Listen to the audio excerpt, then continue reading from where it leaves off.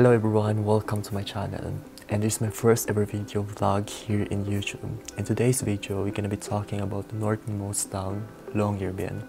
So if you're new to the channel, make sure to subscribe and hit the notification bell. Let's get started.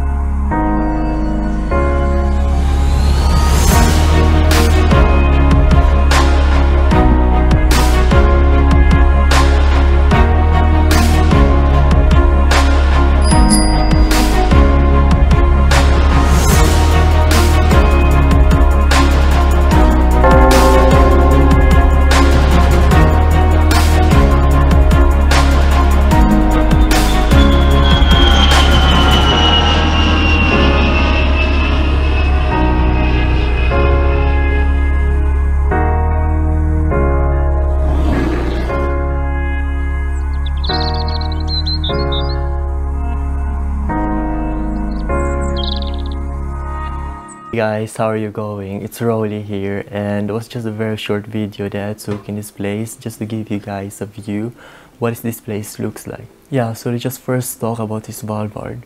So Svalbard is a Norwegian archipelago between the mainland Norway and the North Pole. So Svalbard has many different places such as Barentsburg, Ny-Ålesund, Pyramiden, and Longyearbyen, which is the largest settlement and administrative center of Svalbard, Norway. And some of those cities here in Svalbard were abandoned, and there's only a few residents, like approximately 500 residents living in the area. So it is not that much.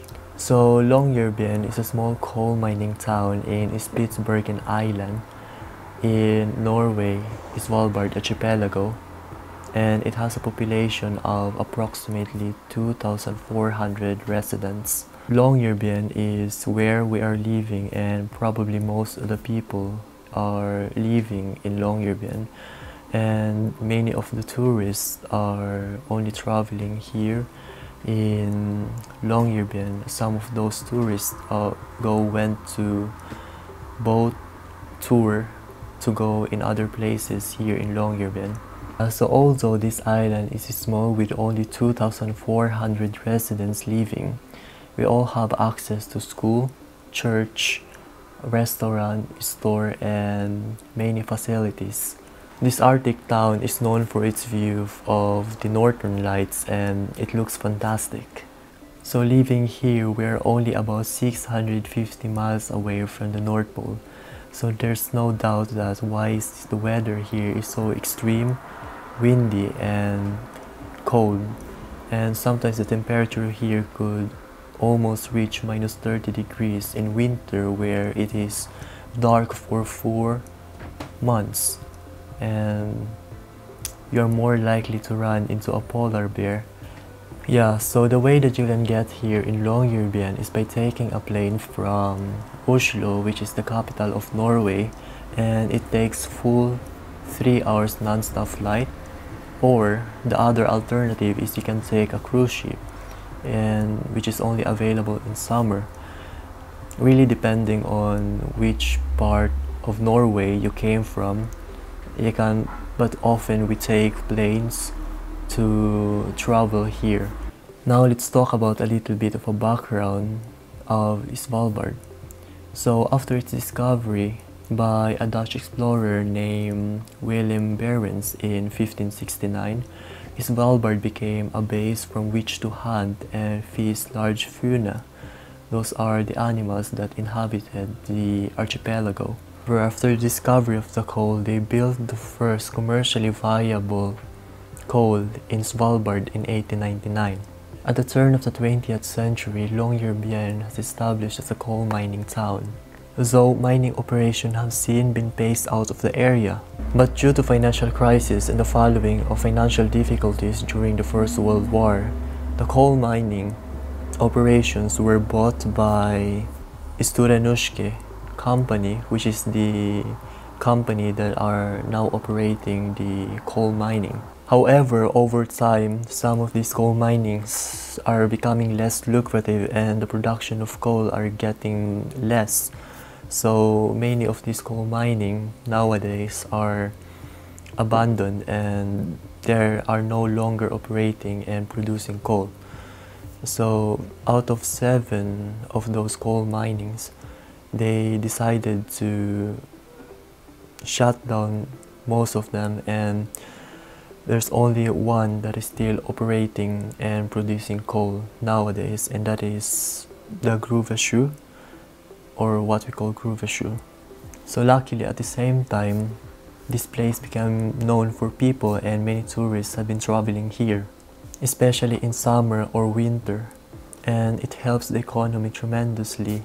So Longyearbyen has become a destination for adventurous tourists who came to navigate ice caves and Arctic expedition. There are a lot of activities that you can do here, such as driving snowmobiles, go kayaking, and boat tour in summer, where you can go to different places, cities here in Svalbard. In winter, people went here to see the beautiful dancing northern lights and to experience the 24/7 full darkness. So what really fascinates me is that this island is visa-free. So foreigners do not need a visa or work or residence permit from Norwegian authorities to travel to Svalbard.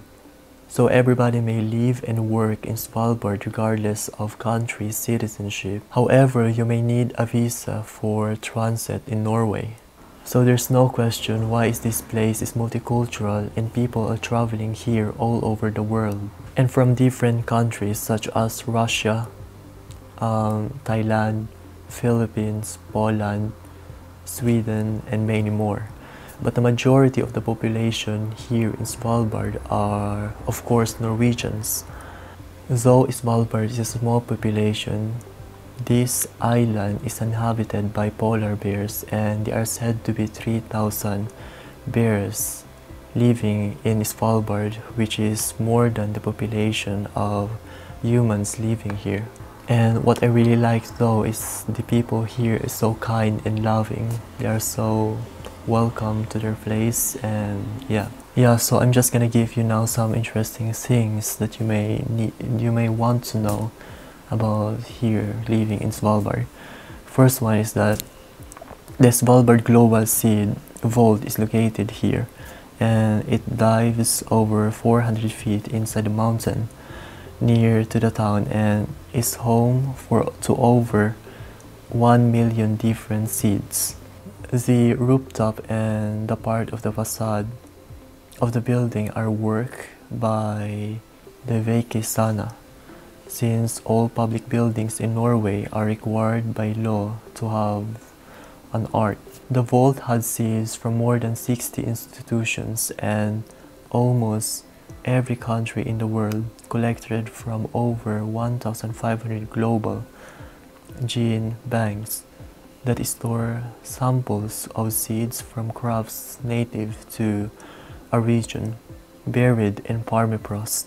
The vault is supposed to stay frozen at least 200 years, and even if the electricity falls. Yeah, so another interesting thing here when you're traveling to Svalbard is that you're probably going to notice a small graveyard, and those are the people who have died from Spanish flu in, I think it was 1900, and burial here were banned in the 1950s because the disease started to become visual due to melting permafrost.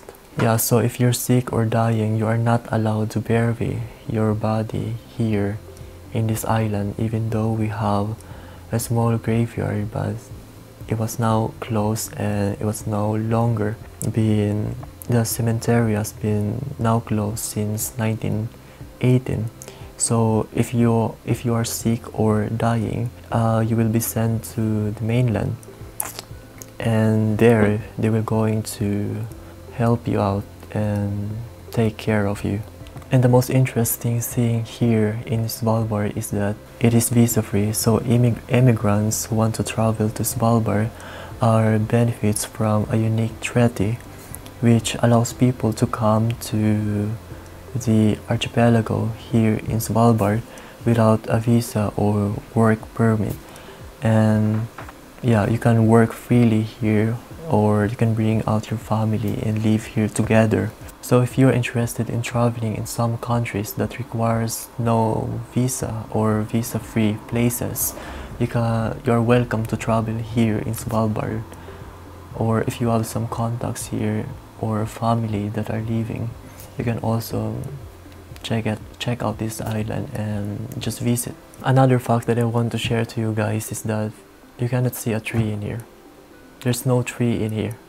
Tree cannot survive in this place because it's so cold, and it is almost impossible to grow a tree in this place because of the extreme temperature and extreme climate. So living here is nice, people are so kind and good, and you get a beautiful nature around you. But the living cost here is unsurprisingly very high. It's expensive to live in this island, and from food, rent, and yeah, other expenses. But despite all of that, you can get the benefits from school. If you're schooling here, you get money from the government if you're a student, and you can also have benefits from the healthcare. It's totally free, from the hospital, or if you're working here, the tax is much less compared to the mainland. But if you enjoy living in a peaceful place like here in Longyearbyen, so definitely check out this island. It's awesome for you. So I think that is all for today, guys. Don't forget to like and subscribe for YouTube algorithm, and leave a comments below what you guys think about living in this place, and see you guys in the next video.